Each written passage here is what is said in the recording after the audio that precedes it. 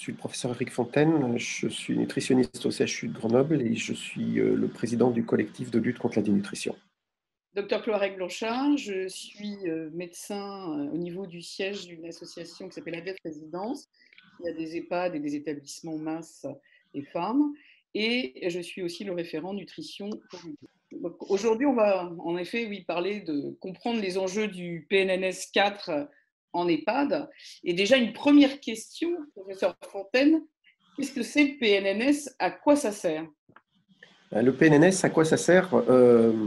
L'objectif du PNNS, c'est de faire en sorte, alors ça veut dire Plan National Nutrition et Santé, et donc l'objectif, c'est de dire que si on mange bien, on restera en bonne santé le plus longtemps possible.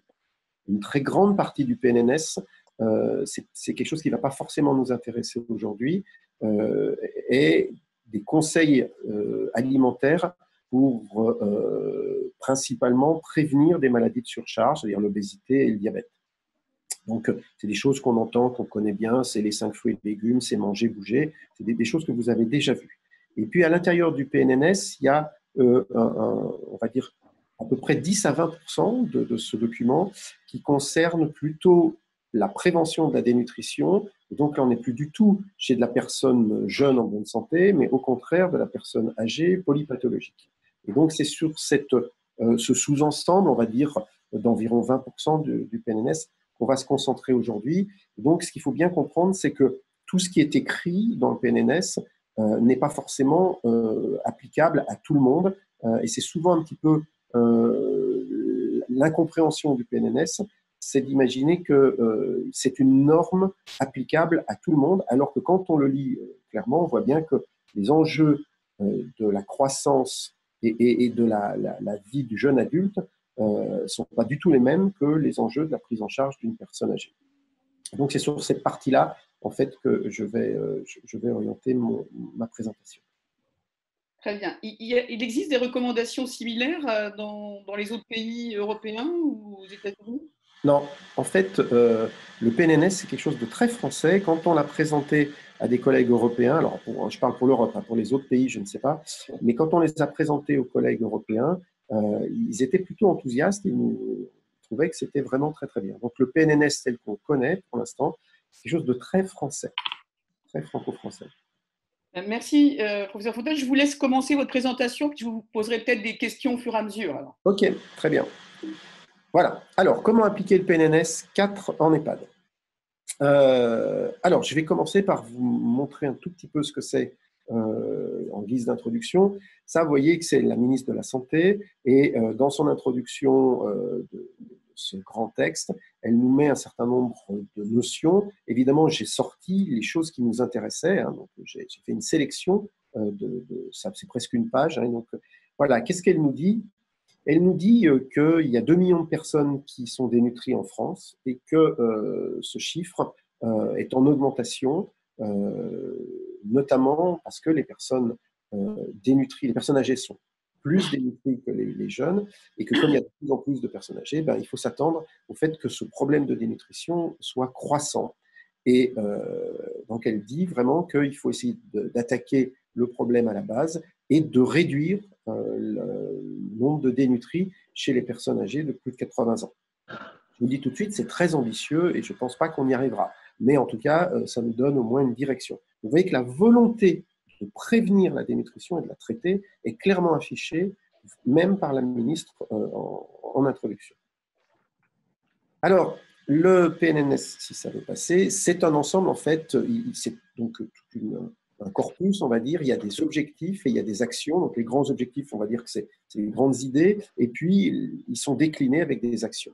Vous voyez qu'il y a 24 objectifs et que l'objectif de la dénutrition, c'est le numéro 17. Donc, vous voyez que tous les autres avant sont des objectifs principalement de prévention de l'obésité et des maladies de surcharge. Et donc, on va dans la sous-population dénutrition et vous voyez que donc on dit il y a 2 millions de dénutris et c'est en augmentation. Donc ça, c'est quand même vraiment un problème auquel il faut s'attaquer. Et donc, ces objectifs sont déclinés en un certain nombre d'actions. Ça ne passe pas. Voilà. Il y a 56 actions et vous voyez que l'action numéro 37, et ça va un peu trop vite, quand même, voilà.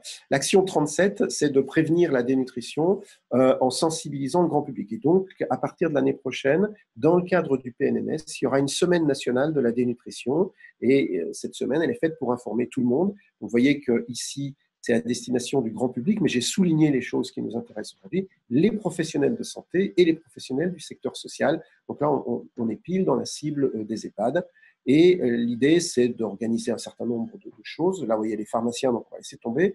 Et pour ce qui peut correspondre à la personne âgée, sensibiliser un certain nombre de personnes à l'importance de l'hygiène bucco-dentaire, c'est-à-dire qu'il faut avoir des dents pour manger, c'est une lapalissade, mais c'est important. Des apports alimentaires. Alors, c'est très important, c'est les apports alimentaires, c'est ce qu'on donne aux gens. Ce n'est pas ce qu'ils mangent. Hein. Ça, c'est très important de dire que le PNS vous dit qu'il va falloir évaluer ce que vous donnez à manger, et puis évaluer l'aide au repas pour bien vérifier que tout se passe bien, et puis l'adaptation des repas au goût de la personne. Donc, vous voyez que là, finalement, dans ces espèces de phrases un petit peu compliquées, quand on les relit, quand on les découpe, et on voit bien quand même que d'emblée, ils vous disent que dans cette semaine de la dénutrition, il va falloir que les gens comprennent que l'hygiène bucco-dentaire, ce qu'on donne à manger aux gens, ce qu'on fait pour les aider à manger, et le fait qu'on respecte leur goût, sont des choses importantes. Et c'est ça qui est marqué dans le PNLS. Pour les personnes âgées, ce n'est pas forcément l'idée des 5 fruits et légumes. Alors, il y a une action après qui est le dépistage précoce de la dénutrition chez les seniors. Pour faire très simple, il n'y a pas de choses spécifiques aux EHPAD. L'idée, elle est de dire qu'il faut peser les gens, il faut noter le poids des gens et il faut faire en sorte que dès que le poids varie, notamment à la baisse, eh bien, on alerte les diététiciens et les médecins qui s'occupent de ces personnes parce que finalement, c'est un signe très précoce de dénutrition. C'est là où on peut faire quelque chose de relativement efficace. Donc voilà le dépistage chez les seniors. Je dis c'est en partie en EHPAD, mais pas que en EHPAD. Alors, justement, qu'en est-il des EHPAD? Il y a un objectif qui est l'objectif 18, avec, vous allez voir, 2 actions, la 39 et la 40, qui est de développer les actions de dépistage, de prévention et de surveillance de l'état nutritionnel dans les patients qui sont donc vulnérables dans les établissements médico-sociaux. Je pense qu'on est pile dans ce que représentent les EHPAD. Il y a 2 actions, je vais vous les décliner. Donc l'action 39, c'est promouvoir une charte nationale de l'alimentation. Alors cette charte nationale, elle a été, et c'est pour ça que je l'ai souligné ici, bâtie en fait entre 2 ministères qui disent c'est nous qui nourrissons, le ministère de l'Agriculture et le ministère de la Santé, chacun disant oui mais vous nourrissez tout le monde alors que nous on nourrit des malades. Donc il y a une espèce d'approche consensuelle en essayant comment dire, de faire en sorte que tout le monde était content par rapport à ses objectifs, on va dire ses objectifs stratégiques ou ses objectifs politiques. Et donc, vous voyez qu'on vous parle du PNNS et du PNA qui est le Programme National Alimentation. Et en fait, cette charte, vous la connaissez probablement mieux que moi, et à aucun moment vous voyez ce qui est marqué tout en bas. C'est pour ça que finalement, dans le PNNS, quand le collectif a essayé d'influencer et de dire il y a des choses bien, mais vous avez oublié 2-3 choses, clairement, on a glissé dans l'esprit du législateur qu'ils avaient oublié que la charte ne prévoyait pas de question d'équilibre alimentaire, notamment pour l'apport calorique et pour l'apport protéique, et puis la question du jeûne nocturne, qui est quelque chose de très important en prévention de la dénutrition. C'est pour ça que on a un peu rattrapé, on s'est invité, on va dire, à la fin, et vous voyez que la charte, elle était faite, donc on ne peut pas trop la réécrire, mais ils vous disent bien qu'elle pourra être révisée et tenir compte notamment de la question du jeûne nocturne et de l'apport calorique et protéique minimum. Alors, ensuite, la numéro 40, c'est améliorer la formation initiale et continue. Donc, c'est pile en fait ce qu'on est en train de faire. Hein. C'est la raison de ce webinaire. Et donc, en gros, c'est de faire en sorte que tous les personnels, que ce soit des encadrants, donc des soignants, des cuisiniers, des acheteurs, les directeurs, tout le monde, en fait, toutes les personnes qui travaillent dans le médico-social puissent être formées aux enjeux en fait, de la nutrition par rapport aux gens auxquels ils ont à s'occuper.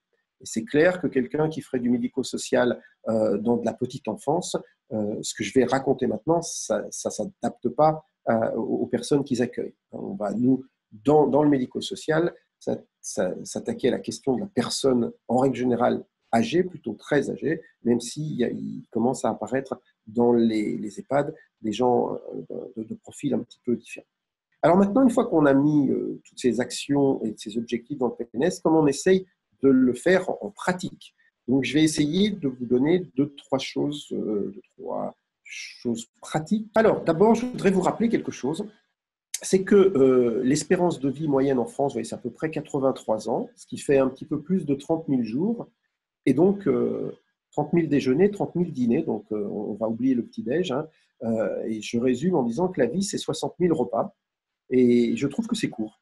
Voilà. Alors, évidemment, les repas du début de la vie, c'est ceux qui vont être sur comment on va se construire, comment on va se bâtir. Ils sont très, très importants dans l'espérance de vie. Mais quand on est en EHPAD, dont on sait que la durée en moyenne, alors évidemment, c'est une moyenne, donc il y a des gens qui restent beaucoup plus longtemps, mais il y en a qui restent beaucoup moins aussi. La moyenne actuellement, c'est 2 ans de survie en EHPAD. Et donc, 2 ans, vous voyez, c'est 1500 repas, à peu près. Hein. Bon. Donc, il faut bien comprendre que les 1500 derniers repas, ils n'ont pas du tout la même valeur pronostique en termes de construction de l'individu que les repas de l'enfance ou les repas du jeune adulte. Donc, on est des repas de fin de vie, il faut le savoir, et donc on ne peut pas imaginer que les besoins soient les mêmes et que le repas soit le même. Et donc, les besoins, habituellement, vous savez, il y a le côté calorique et puis il y a le côté micronutriments, équilibre nutritionnel. Et là, je vous ai mis des fruits, des légumes, enfin, tout ce qui est bon de manger quand on est jeune et en bonne santé et qu'on a peur de grossir. Mais quand on est vieux et malade, les enjeux sont complètement différents. Je voudrais faire ce petit résumé. Vous savez, vous connaissez la formule, hein, il faut manger pour vivre et pas vivre pour manger. Je pense que je ne suis pas sûr que la faim, honnêtement, quand on est personne âgée, je pense que justement, c'est le dernier des plaisirs. Mais la raison, en fait, c'est pourquoi il faut manger pour vivre. Et en fait, je vous ai mis ici deux choses. D'abord, une maison en construction, et quelque chose qu'il faut bien qu'on comprenne tous. Ça te paraît encore une fois une évidence, mais nous sommes fabriqués, notre corps est composé de ce qu'on a mangé. Puisque ce n'est pas nous qui fabriquons les choses, hein, on les mange, on les transforme.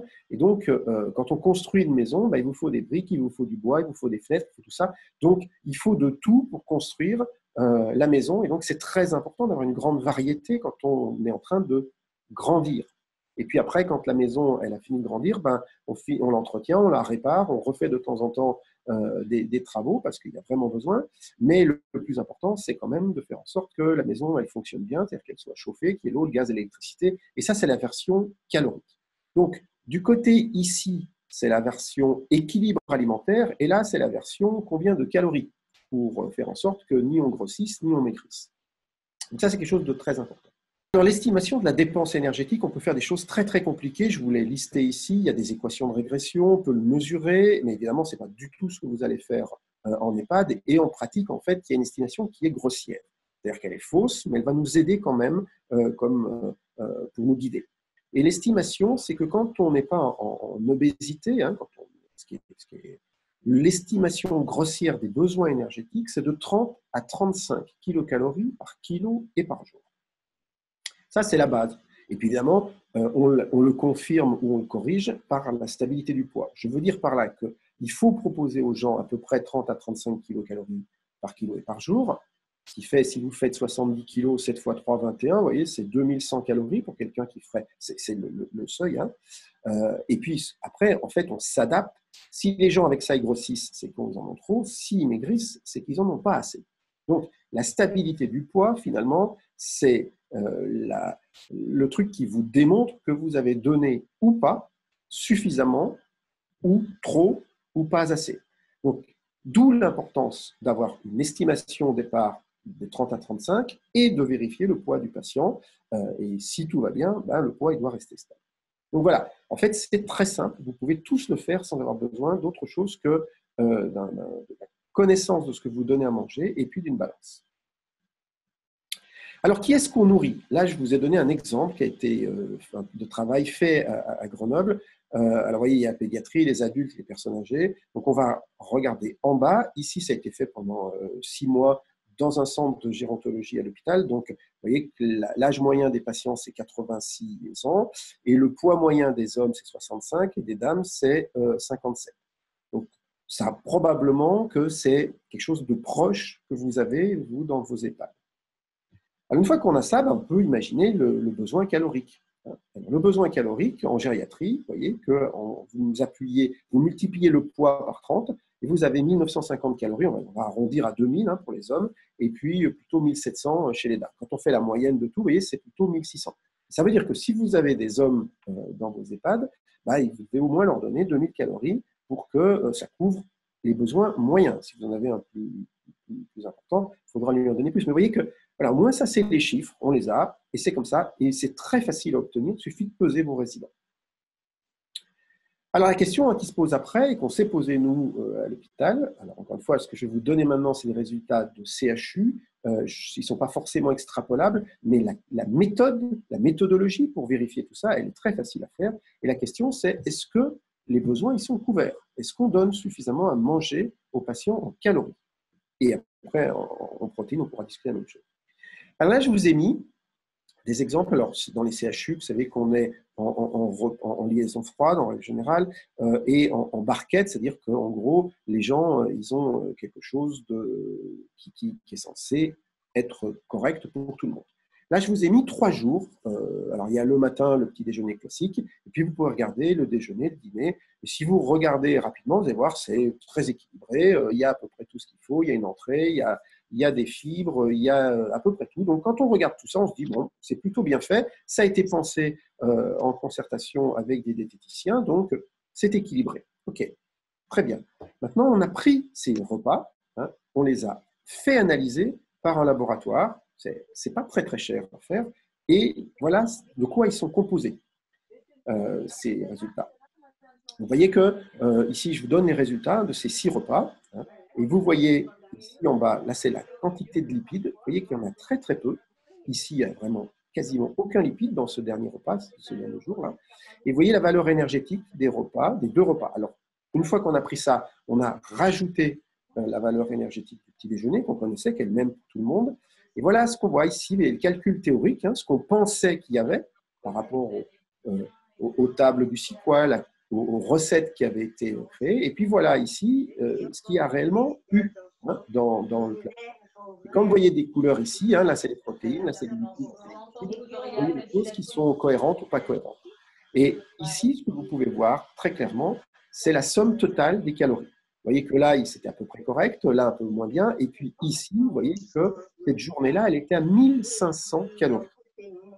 Et qu'est-ce qui pêche? Ici, vous voyez que là, on a 30% de lipides, là 40, on est à peu près dans les clous, et là 25. Donc, pour faire très très simple, notre alimentation à nous, elle était basée sur quelque chose qui n'était pas assez riche en calories parce qu'il manquait, elle était dans l'offre alimentaire. Alors, est-ce que c'est le cas chez vous? Je ne sais pas, mais voilà ce qui se passe dans d'autres CHU. Ici, c'est un filet de dinde à l'ananas. On va très vite ici, c'est la portion. Vous voyez que la portion, en théorie, il y avait 8 grammes de lipides.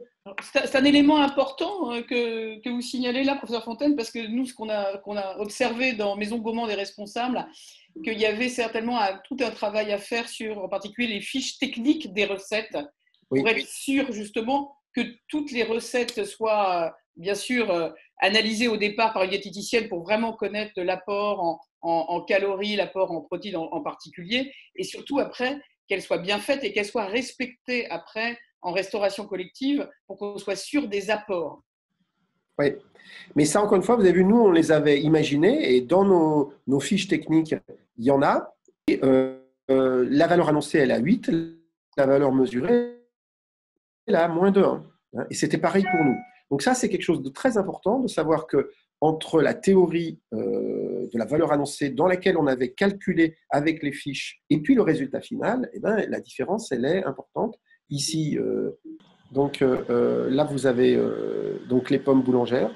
Vous voyez que là aussi, alors pour le coup, là, clairement, il n'y en avait déjà pas au début. Donc je ne sais pas comment c'est possible. Et vous voyez que ça fait évidemment très, très peu de lipides. On est sur les coquillettes. Là. Voilà, là, vous êtes sur les coquillettes. Oui. Alors là, vous voyez les coquillettes, pareil, en théorie, 4,6 g, et en réalité, 1 gramme. Donc là, encore une fois, manifestement, pour des raisons qui nous échappent, en tout cas, il y a un vrai problème pour essayer de mettre en sorte que les lipides qui sont dans la recette se retrouvent bien dans l'assiette. Alors, je pense que la masse des fabrications fait qu'elles y sont bien au départ, mais que quand on prélève, ce n'est pas toujours homogène et qu'à la fin Quand il y a beaucoup on va dire, de graisse en bas du truc, ben, on ne la met pas dans, dans la barquette. Donc moi, j'imagine qu'une partie du problème est liée au processus de mise en barquette, hein. Mais en tout cas, force est de constater, je ne sais pas si j'ai raison sur le diagnostic, sur la cause, mais le diagnostic, il est très très clair. Dans la fabrication liaison froide, c'est peut-être pas ce que vous avez vu en EHPAD, mais nous, à l'hôpital, on a ça et ça pose un vrai problème. Parce que nous, en EHPAD, on est déjà, en général, il y a pas mal de liaisons chaudes, bien sûr. Il y a beaucoup de production sur place. Il y a certaines EHPAD qui ont des grosses tailles, qui sont adossées à des CHU, donc qui sont un peu plus comme un petit peu dans un pôle gériatrique. Mais c'est sûr que nous, étant donné qu'on est en liaison chaude avec des plus petites quantités, parce que grosso modo, la taille en moyenne d'un EHPAD en France, c'est entre 80 et 100. Hein, c'est vraiment la majorité est dans cette zone-là. Donc c'est une plus petite production. Et du coup, on peut espérer, entre guillemets, que la quantité calorique et protidique soit peut-être plus maîtrisée parce que c'est des plus petites quantités à faire et donc ça sera plus homogène, je pense. Peut-être. Bon, c'est important, c'est intéressant parce que je pense qu'en effet, ça peut être intéressant de temps en temps d'analyser ce qu'on donne véritablement. En tout cas, moi, c'est ce que je vous conseille parce que nous, on avait vraiment discuté et sur le papier, ça va bien et dans la réalité, ça va pas bien. Donc, je pense que c'est super important. Le message, il est extrêmement simple. Il ne faut pas se bercer d'illusions, il faut vérifier, il faut contrôler. Est-ce qu'on peut avoir la diapo suivante? Voilà. Là aussi, je voudrais juste vous alerter sur cette question du grammage parce que ici, vous avez une pomme de terre et une autre pomme de terre. Il y en a une, c'est la pomme de terre entière avec de l'eau, et puis l'autre, c'est de la purée mousseline sans eau. Donc, bien sûr, c'est un glucide. Ce qui va nourrir les gens, c'est les glucides. Et quand vous avez enlevé l'eau, vous avez 3,6 kilocalories par gramme. Mais dans une vraie pomme de terre, au départ, il y a beaucoup moins puisqu'il y a de l'eau. Alors, pourquoi je vous ai montré ça? C'est parce que le processus de cuisson peut faire perdre plus ou moins d'eau. Et c'est très important, notamment dans la manière de cuire quand on cuit à basse température. Est-ce que je peux avoir la diapo suivante? La diapo suivante, elle vous montre la même cuisse de pintade, qui, alors évidemment, c'est la même, donc pour le coup, on sait une cuisse de pintade puisque ça se voit. Mais vous voyez que la cuisson traditionnelle, ici, vous avez les calories par gramme. Hein, voilà. Et puis ici, la cuisson basse température, où en fait, on a beaucoup moins perdu d'eau, et donc il y a beaucoup moins de calories par gramme. Et bien sûr que par cuisse de pintade, il y a la même calorie. Parce que là, on a compris que c'est une cuisse. Mais quand on achète de la viande déjà prédécoupée, moi j'ai lu dans des journaux très officiels des gens vous dire qu'ils avaient acheté de la cuisson basse température parce que ça permettait de mettre moins de viande. Parce qu'en fait, le poids, il y en avait plus. Donc les gens vous disaient, ben ouais, j'ai tant de grammes de viande, sauf que cette viande, c'était beaucoup d'eau. Alors c'est super parce qu'elle est tendre, elle est bonne à manger, on est bien d'accord. Mais en fait, vous avez l'impression que vous avez donné suffisamment de protéines, mais en fait, vous ne les avez pas données parce que vous avez donné le volume et le poids qui allaient bien. Parce que, voilà. Mais en gros, vous vous êtes fait rouler dans la farine, c'est de l'eau que vous donnez plus que des protéines. Donc, c'est très important. Maintenant, pour une cuisse de pintade, on a bien compris, on va la donner, on ne va pas la découper en deux. Mais quand vous avez du bœuf bourguignon, en disant, au lieu d'en mettre 4 morceaux, j'en mets 3, en fait, vous en mettez moins. Hein. C'est très important de savoir ça. Par contre, je reviens parce que la cuisson de basse température, c'est quand même quelque chose qui est très important en EHPAD parce que c'est vrai que ça donne une jutosité, une oui, c'est bien meilleur. Favorise la consommation des résidents. Donc c'est vraiment quelque chose en effet qui est important, qui se développe de plus en plus pour deux raisons. Un, pour celle que je vous ai dit, pour augmenter la consommation des résidents sur le plat protidique. Et deux, parce qu'on peut faire des cuissons de basse température la nuit. Et dans ces cas-là, ça permet de gagner 1 heure et demie au chef en EHPAD qui peut faire de la cuisine, des plats ou des desserts sur place lui-même, de la fabrication maison le matin. Ça peut lui dégager en moyenne 1 heure et demie. Donc pour nous, c'est important. Mais vous avez raison de nous alerter sur le fait, attention, c'est pas parce qu'on fait de la cuisson basse température qu'on doit diminuer les quantités. Voilà, exactement. C'est ça qui est très important. La quantité, elle doit s'imaginer sur le plat avant la cuisson et pas après. Parce qu'il suffit de mettre plus d'eau pour avoir plus de quantité. Et quand on dit qu'en effet, quand dans la cuisson basse température, on a 20% de moins en termes de gâchis, attention, en effet, il faut vérifier la quantité de protéines en particulier qui est réellement donnée. Exactement, voilà. La question, parce que moi, tout ce que je vous ai montré pour l'instant, c'était là où je travaille, donc c'est principalement des CHU, et je dois admettre que je ne sais pas comment ça se passe en EHPAD. Et donc, la seule chose que moi, je vais vous dire, maintenant, c'est est-ce que vous avez vérifié l'apport calorique et protéique de ce que vous servez? Je connais la réponse. En règle générale, personne ne l'a fait, y compris dans les CHU, il y en a très très peu. Mais ça commence à bouger. Et donc, tant que vous n'avez pas vérifié ce que vous apportez, je vous rappelle que dans le PNNS, c'est bien marqué, hein, c'est souligné, je vous l'ai montré, l'apport, qu'est-ce qu'on donne aux patients, pas qu'est-ce qu'ils mangent, qu'est-ce qu'on leur donne. Donc, tant que vous n'avez pas vérifié l'apport calorique, vous imaginez qu'il y a beaucoup de gâchis, qu'on donne beaucoup, mais en fait, vous êtes peut-être dans l'erreur, je ne sais pas, moi je vous pose juste la question, et ce que je vous conseille, c'est de les faire analyser. C'est pas très très cher hein, de le faire, et là au moins vous partez sur des certitudes, vous savez si vous donnez trop, et à ce moment-là, il y a une marge de manœuvre, ou finalement vous vous rendez compte que vous donnez à peine ce qu'il faut, et là je ne vois pas comment on pourra donner moins. Et après, il va falloir trouver d'autres astuces. Mais en termes d'apport calorique et d'apport protéique, tant que vous ne savez pas ce que vous donnez, vous ne savez pas quelle est votre marge de manœuvre. Donc, moi, mon première suggestion, ça fait ce qu'on vient de dire tout à l'heure, hein, c'est mesurer, vérifier. Ça se fait très facilement dans des laboratoires faits pour ça.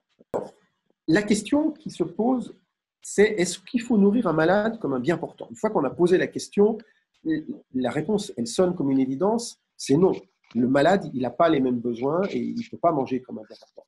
Et le problème, c'est qu'on les nourrit comme s'ils étaient bien portants. C'est-à-dire que très, très souvent, on applique des règles, on applique des visions, on applique des textes comme le GMRCM qui ne sont pas du tout faits pour des malades.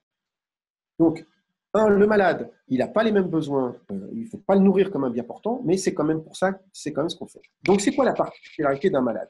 La particularité des malades, de manière générale, il y a toutes les exceptions bien sûr, mais de manière générale, c'est qu'ils ont des besoins en calories qui sont conservés, ils ont des besoins en protéines qui sont parfois même augmentés, mais en face de ça, ils ont très souvent une satiété précoce. C'est-à-dire qu'il y a un moment, le corps perçoit que l'estomac est plein et dit « je ne peux plus en mettre ».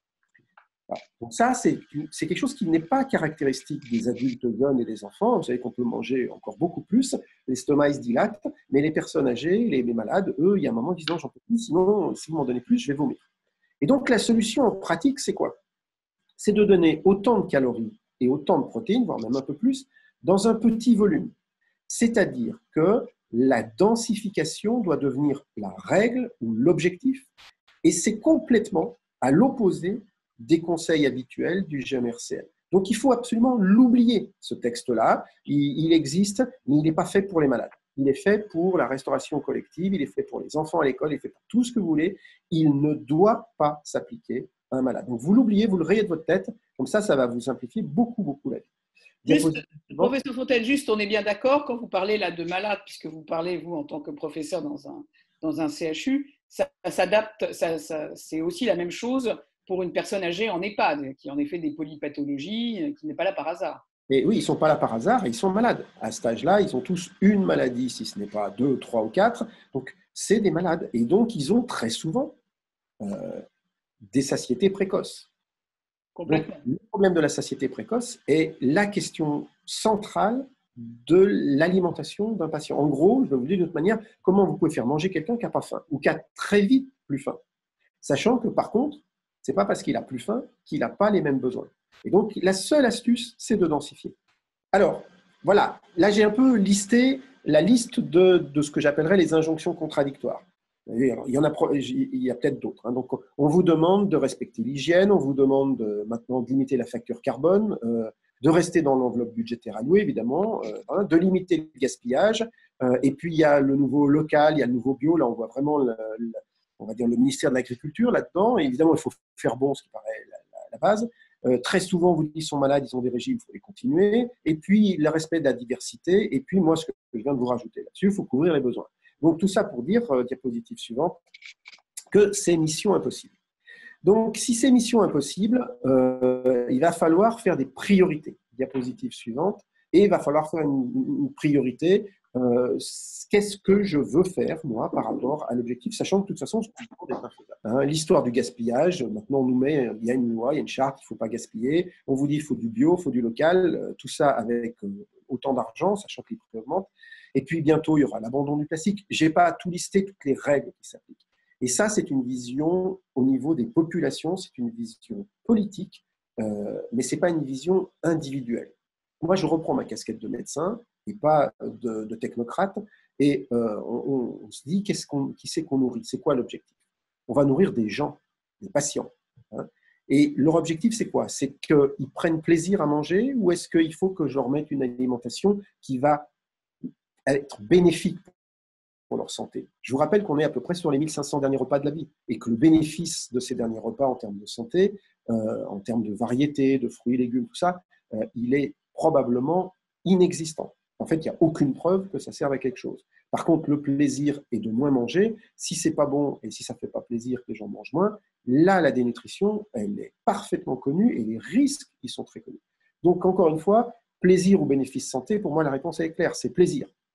Ensuite, quels moyens on met? Moyens financiers, hein, et à un moment, il faut bien acheter les choses, et puis les moyens humains, notamment pour aider les gens à manger quand ils ont besoin de le faire. Là aussi, c'est une question qui sort du cadre du PNNS, mais qui est quand même vraiment fondamentale pour que les gens puissent manger. Quels besoins en calories et quels besoins en protéines? Vous avez vu que ça, c'est quelque chose de fondamental et qui, jusqu'à présent, dans la charte, n'apparaissait pas. J'espère que ça va apparaître, mais c'est vraiment quelque chose de fondamental. Et puis, quelles envies? Les gens, ils peuvent dire ce qu'ils veulent, et puis parfois, quand ils ont un peu perdu la tête, ils ne peuvent pas forcément verbaliser, mais c'est quand même facile de voir ce qui est mangé, de ce qui n'est pas mangé. On sait tous qu'il y a des trucs que les malades ne mangent pas. Ce n'est pas la peine de continuer à leur donner des courgettes qui flottent dans de l'eau et qui sont complètement insipides parce que les gens ne les mangent pas. Donc, finalement, centrons-nous sur ce qu'on observe, faisons remonter du terrain des choses pragmatiques, et c'est probablement comme ça qu'on pourra y arriver. Alors, pour vous aider à prioriser, à faire des choix, parce que par définition, vous avez vu, on ne pourra pas tout faire, il y a un nouveau texte qui vient de sortir, diapositive suivante, qui est le texte d'un consensus de 2 sociétés savantes qui sont la SFNCM et l'AFDN. Alors, ce texte-là, il est très facilement, il est gratuit, il est téléchargeable. Vous avez ici en bas la manière de le faire pour le retrouver sur Internet. Et puis, vous avez une recommandation qui est plus simple, qui est condensée. Et vous voyez, c'est recommandation pour l'alimentation standard et thérapeutique, c'est-à-dire, entre guillemets, les régimes, de l'adulte en établissement de santé. Donc, en gros, c'est les hôpitaux et tout ce qui tourne autour, donc principalement aussi les EHPAD. Diapositive suivante, j'ai fait quelques copies d'écran de ce texte-là pour vous aider, parce que je sais que c'est des choses qui souvent posent problème. Voilà, il vous dit 2 choses, enfin plusieurs choses, hein. J'ai fait une sélection. Hein. Il faut, dans la mesure du possible, que les gens puissent choisir. Parce que quand ils ont choisi, ils mangent mieux. Ça, c'est vrai, mais par contre, donc si on leur a demandé en amont et qu'on leur sert ce qu'ils veulent, c'est très bien. Par contre, si vous êtes dans l'organisationnel contraint de présenter 2 plats en même temps, parce que les gens n'ont pas pu l'anticiper, vous n'allez pas faire une diminution du gaspillage. On sait que les gens mangent mieux ce qu'ils ont choisi, mais si vous donnez 2 plats et que vous n'avez pas pu anticiper, il va bien falloir que le dernier, il ait aussi encore du premier plat, parce qu'on ne peut pas imaginer que ça sera pile 50-50. Vous voyez, ce n'est pas forcément quelque chose qui va diminuer le gaspillage, ça dépend de comment on va organiser ça. Ensuite, vous voyez que je ne fais pas partie des experts, mais vous voyez qu'il vous donne les chiffres que je vous ai donnés tout à l'heure, 30 kilocalories par jour, et donc il faut un minimum de 2000 kilocalories apportées par les repas. Évidemment, ça doit s'adapter aux besoins nutritionnels des patients, mais quand vous ne les connaissez pas, si vous avez une offre standard, non adaptée à la personne, cette offre standard, elle doit avoir un minimum de 2000 calories. Encore une fois, la petite manie de 40 kg, vous n'avez pas besoin de lui donner 2000 calories. Mais si vous ne pouvez pas vous adapter à la personne, vous devez un minimum pour la population donner ça. Diapositive suivante. Après, il y a des choses, vous savez, qui vont par contre vous simplifier la vie. Il est recommandé, notamment quand les gens sont dénutris, d'avoir des collations. Et la collation, c'est quelque chose de très important parce qu'en fait, c'est une manière de répondre à la satiété précoce. Les gens, ils sont vite pleins, mais comme il n'y avait pas grand-chose, ils sont vite de nouveau avec un estomac capable d'accueillir quelque chose. Donc, la fragmentation de repas et de dire plus de 3 repas par jour, c'est une recommandation qui s'applique aux malades. Ensuite, par contre, on va vous simplifier 2-3 choses, notamment le régime diabétique. Le régime diabétique, ça n'existe plus. L'alimentation standard, elle est adaptée aux patients qui sont diabétiques. C'est les médicaments qui doivent régler la question du diabète. Donc, les gens ont le droit à des choses sucrées. Ça ne veut pas dire qu'ils ont le droit de se goinfrer de bonbons toute la journée, hein, mais il n'y a plus besoin de régime spécifique pour les patients diabétiques. Et c'est la même chose pour le sans sel. Le sans sel, ils vous disent très bien que très souvent, les gens sans sel, ils mangent beaucoup moins parce que ce n'est pas bon. Et donc, normalement, il faut au moins 5 grammes de sel par jour. 5 grammes de sel par jour, pour faire très simple, ça autorise le pain normal. Il n'y a pas besoin de pain sans sel. Par contre, il ne faut pas ressaler le reste. Vous voyez que donc le sans sel strict n'existe plus. Là aussi, ça simplifie les affaires. Et dernière diapo, si mes souvenirs sont bons, c'est l'enrichissement.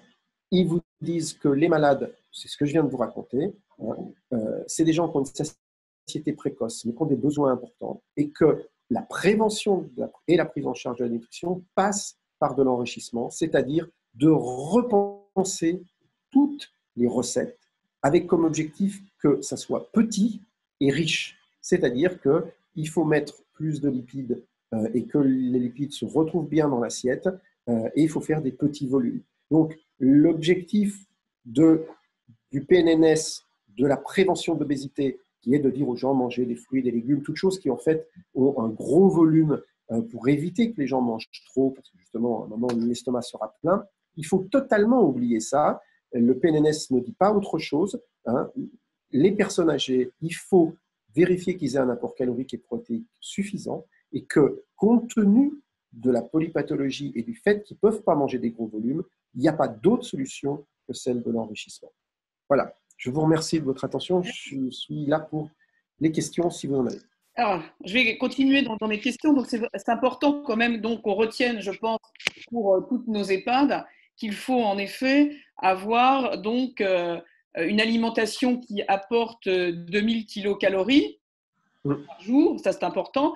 Et j'aimerais bien qu'on parle aussi de vos recommandations en termes de grammage protidique, justement. Alors, les protéines, le besoin nutritionnel d'un adulte, c'est 0,8 g par kilo et par jour. Le besoin nutritionnel d'une personne âgée en bonne santé, c'est 1 gramme. C'est-à-dire que c'est plus. Pour une raison qu'on connaît maintenant, c'est qu'en fait, la digestibilité, je ne vais pas rentrer dans les détails, mais les personnes âgées utilisent moins bien les protéines pour refabriquer des nouvelles protéines, et donc il en faut plus. Et puis, quand ils sont malades, l'objectif, il est plutôt de 1,2 g par jour. Ça, c'est en dehors des moments où il y a une insuffisance rénale chronique non dialysée. Donc ça, je ne veux pas rentrer dans cette sous-population très particulière. Alors, 1,2 g, en fait, ce n'est pas très compliqué. Dans une alimentation habituelle française, on les a si les gens mangent tout. Et donc, on retombe encore une fois sur, oui, mais ils ne les ont pas s'ils ne mangent pas tout. Et donc, oui, encore une fois, il va falloir mettre les protéines, là aussi, dans des présentations denses, sous la forme qu'on veut. Hein. Ça, c'est compliqué à faire. Moi, je suis pas cuisinier, donc il y a des astuces. C'est pas mon métier. Mais la seule chose que je peux vous dire, c'est que le besoin protéique, il est à 1,2 g. Ce qui fait, pour faire simple, hein, si ça vous donne une idée, ça doit être à peu près 80 grammes de protéines par jour pour une personne âgée en EHPAD. Donc ça, c'est important. Donc je pense que pour toutes nos EHPAD, il faut retenir donc 2000 kilocalories et 1,2 g par kilo et par jour de protéines. Je pense que ça, au moins, c'est clair pour tout le monde et qu'on s'y adapte. Qu'on vérifie bien sûr dans nos recettes, dans l'apport journalier, on couvre bien ses besoins en calories et en protéines. Oui. Ça, c'est excessivement important. Je voudrais juste aussi qu'on insiste sur le fait qu'il y ait pas mal de personnes qui sont en texture adaptée et en particulier mixée, pour lequel c'est aussi excessivement important, parce qu'ils sont encore plus à risque de dénutrition que les autres, de vérifier qu'il y a bien ces apports. Parce que souvent, quand on fait une texture mixée, le plat, il y a une diminution de la densité nutritionnelle. Oui, mais ça, je confirme tout à fait. Nous, sur Grenoble, on les fabrique, les mixés au CHU, et on n'arrive pas actuellement pour des raisons enfin, en tout cas, quand on les a fait analyser, c'est très clair. L'objectif de 2000, il n'est jamais atteint.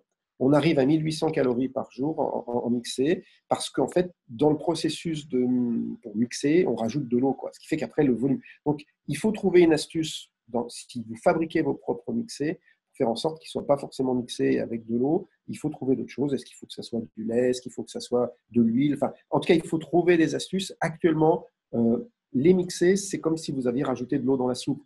Le volume, il y est, mais les calories, elles n'y sont pas. C'est une dilution. Voilà, c'est de la dilution.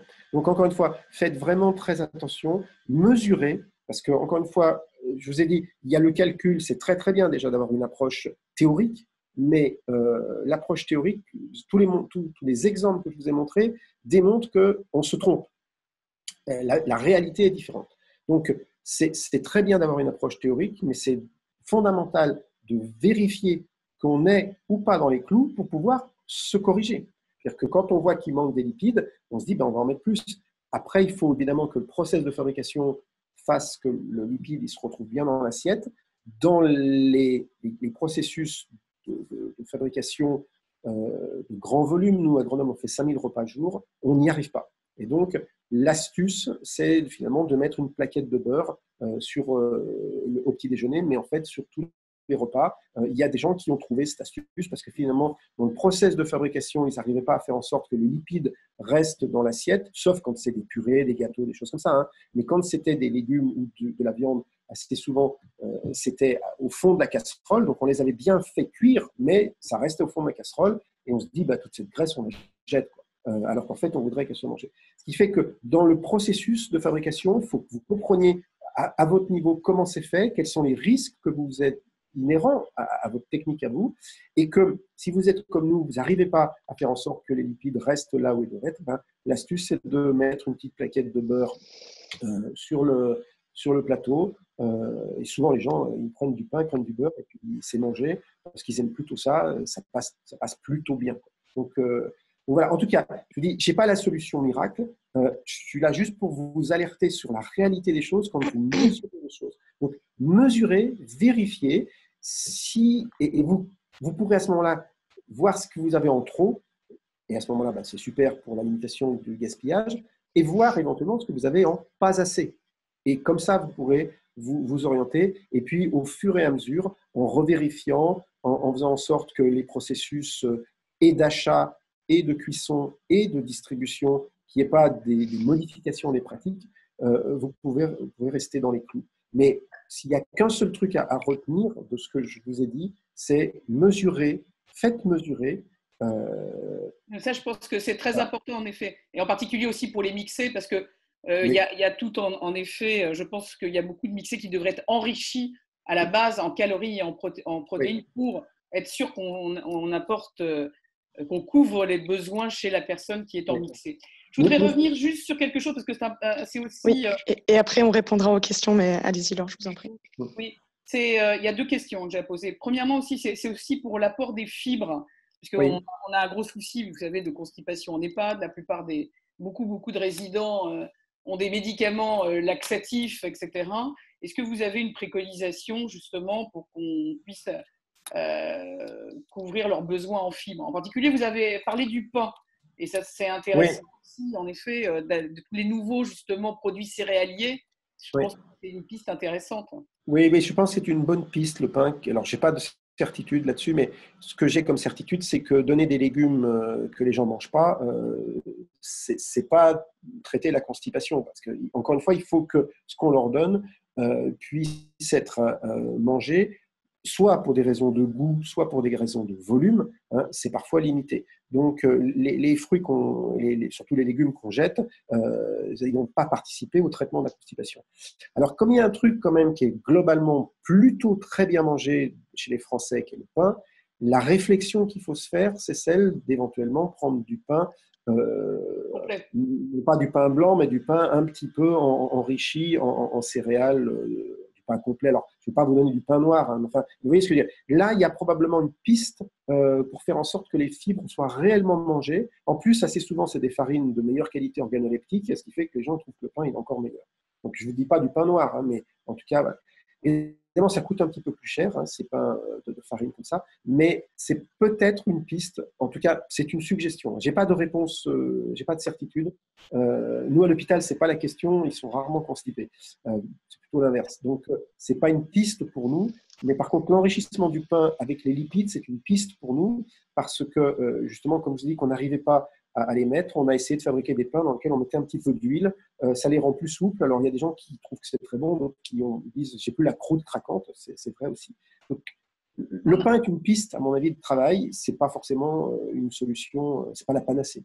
Avant de passer aux questions de l'auditoire, je voudrais juste vous poser une dernière question parce que c'est important. On a vu en particulier dans le premier autodiagnostic de Maison Gourmand des responsables qu'il y avait plus de 10% de la population des EHPAD maintenant qui concernait des nouvelles populations qui arrivent en EHPAD, c'est-à-dire des psychiatriques, des résidents psychiatriques vieillissants, des personnes qui arrivent de résidences handicap de type masse-femme.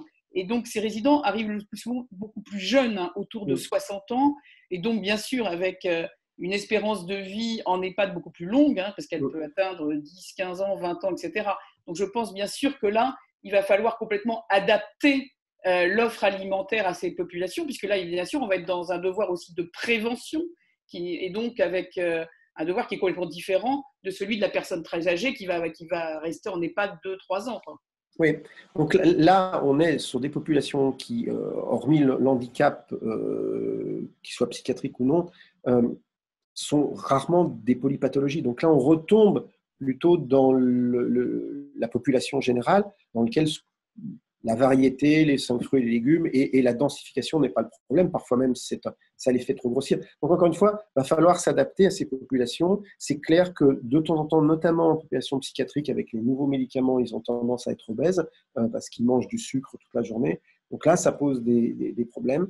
Et c'est sûr que la question qui se posera, c'est est-ce qu'il ne faut pas faire des EHPAD un peu fléchés sur ces populations, ou est-ce que toutes les EHPAD vont avoir à gérer cette sous-population de personnes qui restent longtemps et pour lesquelles c'est clair que ce que je viens de vous dire, c'est pas quelque chose qui doit s'appliquer pour eux. Les gens qui mangent beaucoup, on ne va pas leur densifier. Donc ça veut dire probablement à ce moment-là faire une offre alimentaire adaptée à ces populations et qui ressemble plus pour le coup à ce qu'on sait faire maintenant, c'est-à-dire des menus plutôt allégés, on va dire. Vous avez vu qu'en lipides, notamment, c'est ça. Donc, ça complexifie l'apparition de cette nouvelle population, va vous complexifier la vie et peut-être qu'il faudra, pour la rendre plus simple, les mettre dans une maison spécifique. Après, ça, c'est de l'organisationnel. Mais en tout cas, ces gens-là, bien sûr, ce que je vous ai dit s'applique aux personnes très âgées avec un risque de dénutrition, ce qui n'est pas du tout le cas de cette population que vous décrivez. Alors, des questions de Mathilde? Oui, tout à fait. On a eu des questions pendant vos interventions. Alors, la première question, c'est comment les EHPAD peuvent s'appuyer sur le PNNS pour aller chercher des subventions et vers qui se tourner? Alors, la réponse, elle est, je ne sais pas. Ce n'est pas du tout prévu dans le PNNS. Donc, la question, elle est, ils ne peuvent pas s'appuyer sur le PNNS pour ça. Ça, c'est clair. D'accord. C'est très clair comme réponse aussi. Excuse, mais ce n'est pas du tout l'objet du PNNS. Voilà. L'objet du PNNS, encore une fois, hein, c'est de donner aux gens des conseils, des objectifs à atteindre, mais ce n'est pas du tout un système qui finance quoi que ce soit. Il y a zéro sou. Hein. Là-dessus, là, c'est clair, il n'y a pas d'argent. On a une deuxième. Pardon. On fait des campagnes de promotion. C'est-à-dire que quand ils vous font des pubs à la télé sur 5 fruits et légumes, voilà, en fait, le peu d'argent qu'ils ont est fait pour diffuser l'information. Mais à ma connaissance, il n'y a pas d'argent pour des actions. On a une deuxième question qui est la suivante. Comment concilier l'enrichissement et qualité gustative? Ah bah alors ça, c'est assez facile. Ça. En règle générale, d'ailleurs, vous connaissez ce que disait, je ne sais plus qui c'était, qui disait dans le gras, le goût. J'ai oublié le nom. C'est le prince des gastronomes. Je ne sais plus. Je crois que c'est Brillat Savarin. Je crois que c'est Brillat Savarin. Voilà. Donc dans le gras, le goût. Et donc honnêtement, quand vous rajoutez de la crème, c'est en règle générale un petit peu meilleur. Et donc finalement, la densification, elle consiste à ça. Hein. Vous mettez dans la soupe ou dans le bouillon, vous rajoutez de l'huile d'olive pour ceux qui l'aiment ou de la crème pour ceux qui l'aiment. Et en fait, vous avez densifié. Puisque vous avez amené beaucoup de calories. Je vous rappelle que dans la salade, les calories, c'est la sauce. Hein. Sinon, voilà, il suffit de mettre plus de sauce salade.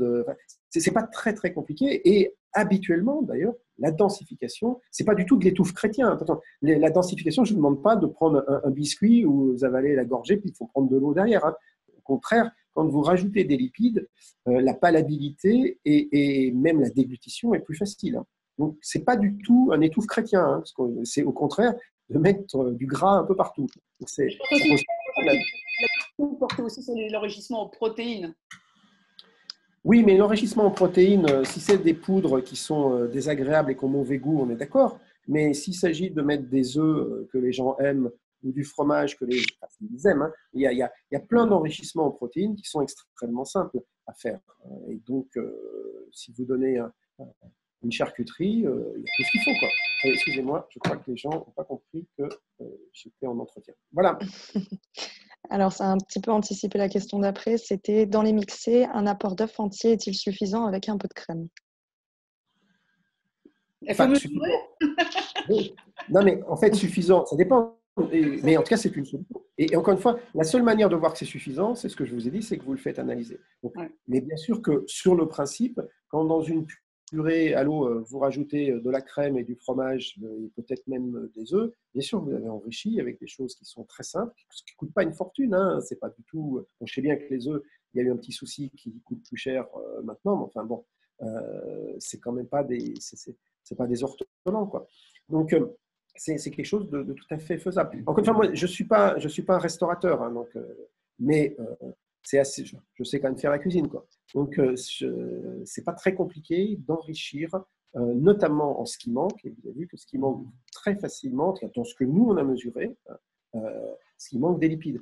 Donc, faites analyser vos repas et vous allez voir soit que j'ai raison, et donc la solution c'est de mettre des lipides, soit que vous, dans vos process, ce n'est pas le problème, et donc voilà. Mais tant que vous ne savez pas où vous allez, vous ne pouvez pas vous diriger de manière logique. Ce que moi je vous ai dit ne s'applique peut-être pas à votre situation à vous, mais ce que je peux vous dire, c'est que tant qu'on n'a pas analysé, on ne sait pas. Et que moi, avant d'avoir les résultats, j'étais complètement aveugle. J'imaginais ci, j'imaginais ça, et dans beaucoup de ce que j'ai imaginé, c'était des fantasmes. Et je n'aurais jamais imaginé qu'il manquait de lipides. Parce que souvent, en fait, en plus, vous voyez, il y a des process de fabrication où il y a des huiles un petit peu vaporisées, ça brille. Donc, on a l'impression, dans les barquettes, les coquillettes dont je vous montrais qu'il n'y avait pas de grâce, je vous promets que quand vous les voyez, elles brillent. Donc, vous avez l'impression qu'il y en a plein. Et même des gens me disent que ça baigne dans l'huile. Et en fait, quand on fait analyser ça, c'est pas, voilà, tout ce qui brille n'est pas d'or et tout ce qui brille n'est pas lipide, quoi. Donc, encore une fois, faites analyser vos produits. Moi, la seule chose que je peux ce que je vous ai donné comme résultat, c'était des résultats qui provenaient de CHU. C'est pas tout à fait la même chose En liaison froide et en plateau. Et voilà, et en liaison froide et en plateau. Donc, je ne prétends pas que ce que nous, on a découvert dans les CHU était 100% vrai chez vous. N'empêche que ce que je suis sûr, c'est que tant que vous n'avez pas des vrais chiffres et des vraies certitudes, vous pouvez imaginer des choses et vous pouvez avoir des bonnes intentions. Et en fait, vous savez, hein, c'est comme l'enfer, hein, il est pavé de bonnes intentions. Tant qu'on n'a pas vérifié ce qu'on fait, on est susceptible de faire des bêtises. Pour ne pas faire de bêtises, je vous conseille d'analyser ce que vous faites et vous allez voir quelles sont vos marges de manœuvre. Elles sont peut-être très, très importantes. Peut-être que vous donnez beaucoup trop parce que vous avez l'habitude, vous avez peur que les gens manquent. Et finalement, vous couvrez très largement leurs besoins, voire même en excédent. Et à ce moment-là, vous avez des marges de manœuvre de diminuer les volumes importants. Soit au contraire, vous allez être terriblement surpris par le fait que, comme nous, vous avez finalement fait pas assez de calories parce que vos process de fabrication sont comme ça. Et à ce moment-là, il faudra trouver une solution qui est d'enrichir. Et la première des choses la plus simple à faire, je vous dis, c'est vous mettez une petite plaquette de beurre sur tous les plateaux. Elle est assez souvent bien mangée. Et en parlant d'analyser, et ce sera la dernière question parce qu'on a un petit peu dépassé le temps du webinaire, on nous demande si vous pouvez nous donner justement une fourchette de prix pour une analyse labo. Alors, je ne l'ai pas en tête, mais c'est quelques dizaines d'euros. C'est pas du tout, c'est pas monstrueux. Nous, on fait analyser ça. Alors, je ne sais pas dans le process des EHPAD, mais dans les hôpitaux, on est obligé de temps en temps de prélever pour vérifier l'absence de bactéries. Donc, en fait, c'est les mêmes labos qui vérifient qu'il n'y a pas de bactéries, qui peuvent, alors ça coûte un peu plus cher, mais nous, on a fait dans les appels d'offres, on leur dit maintenant, vous nous faites l'analyse bactériologique pour vérifier qu'il n'y a pas de bactéries et vous nous faites en même temps l'analyse nutritionnelle. Donc, c'est assez facile, il suffit de leur demander, ils trouvent toujours la solution. Quant au prix, ce n'est pas excessif. Je ne demande pas d'analyser tous les jours, hein, mais vous avez une recette, vous trouvez qu'elle est plutôt bien, que les gens la mangent bien, vous avez envie de la continuer, vérifiez qu'il y a ou pas des choses. On a terminé. Merci à vous pour Merci votre beaucoup. participation. Si Merci. vous avez d'autres questions, n'hésitez pas à me les envoyer par mail et puis on y répondra. Merci à tous. Merci, Au revoir. bonne journée.